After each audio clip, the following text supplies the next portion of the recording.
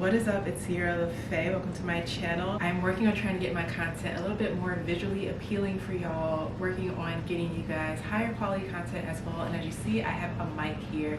Unfortunately, it does not work with this camera, but we're going to keep it in this video for visual effects. Anyway, also, this is a Sierra LaFay original. This is vintage Sierra LaFay, something I designed a few years ago and just decided to put it on. But we're going to be discussing my fashion journey a different day. Just know that's coming to you guys as well. I wanted to address one of the misconceptions that people have about heat training hair, because most people think that if you become heat trained, you can't wear your hair curly or that your curls are going to completely be damaged or straightened, and that's not the case at all. One of the best things about becoming a straight hair natural is that you can wear your hair straight and curly back and forth without having your curls compromised, and then when you straighten your hair, you're not worried about your hair constantly trying to revert itself back to its curly state. So I wanted to give you guys some tips on how to effectively heat train your hair, especially if you're a person who wants to go back and forth from month to month from wearing curly hair to straight hair. So don't want to ramble too much.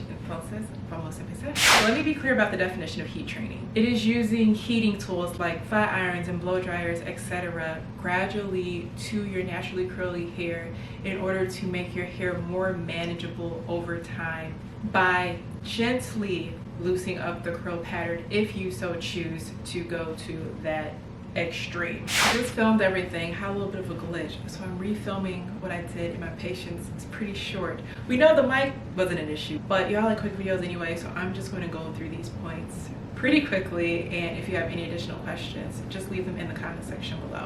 All right, first things first, moisture is key. You lose so much moisture with applying a heating tool to your hair, whether that's through the flat iron or with the blow dryer.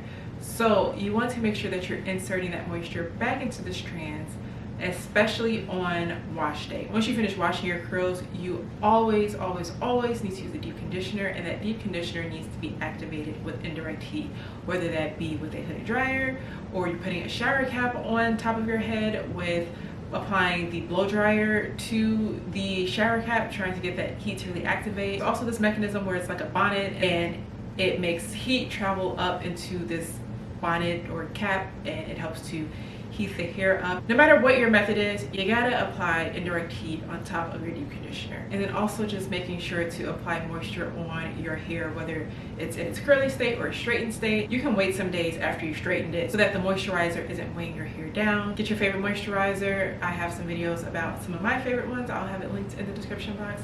And then seal that moisture with an oil. Next thing is your heat protectant. This is a must. Not only do you need to put heat protectant on before the blow dry, but also before the flat iron. And make sure that you give your heat protectant a few seconds to dry, because you don't want to be applying a flat iron over wet hair. My personal favorites are the Chi Iron Guard and the Tresemme heat protectant, which I'll have a link down below, along with all the products that I'm mentioning here today. Next thing is that you have to choose the right heating tools. I have a whole separate video giving you guys the breakdown of some of my favorite heating tools and what your heating tools need to have in order to minimize the damage caused from heat. So I'll make sure to leave that video below. But at the end of the day, you want your flat iron especially to be tourmaline, however you pronounce that word, ceramic, and ionic. And if you're someone who's new to heat training and you need a flat iron to start off with, the Babyliss Nano Titanium Pro is a really great one to have. Next thing is that you're going to have to get frequent trims, and what the trims are going to do is help to not only minimize the breakage and split ends, but it's going to allow your curls to really bounce back into place, as opposed to having straight straggly ends that are going to pull and weigh your curls down, and then it's going to travel up the shaft, and it's just going to cause more damage.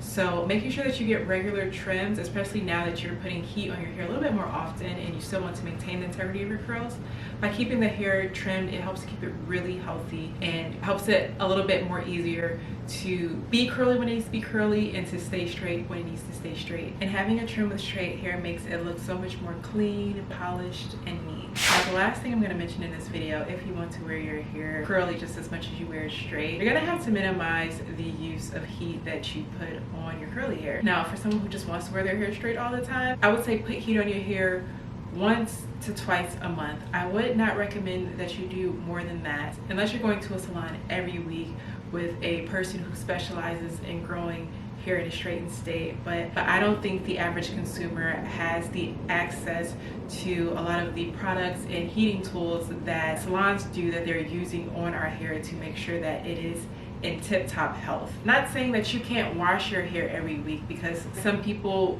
like to do that and need to do that, but every time that you wash your hair, I wouldn't recommend that you always hit it with the flat iron. So if you're someone who wants to wear their hair curly quite often, I would recommend once every 2 months, no more than once a month. I hope this video helps. If you have any additional questions, feel free to leave them in the comment section below. Again, I will have all the products mentioned along with the videos that I mentioned in the description box as well. And until the next video, ciao.